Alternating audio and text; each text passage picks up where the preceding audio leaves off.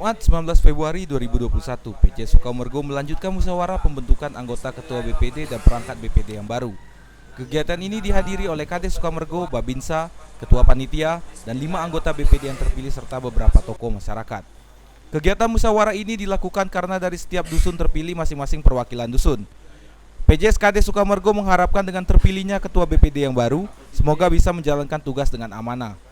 Harapan kedepannya untuk anggota BPD seperti yang saya sudah jelaskan sampai kepada mereka tadi untuk dapat bekerja sesuai dengan tugas mereka demi untuk kemajuan desa kita ini bersama-sama dengan pemerintah desa menjalankan tugas untuk pembangunan desa kita ini.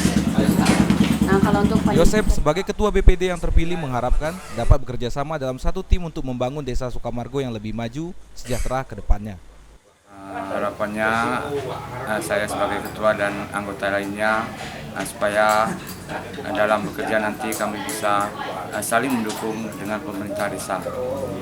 Dan mungkin kami akan berusaha semampu kami untuk sebisa kami memberikan peraturan-peraturan desa yang akan nanti diterapkan di desa kami ini.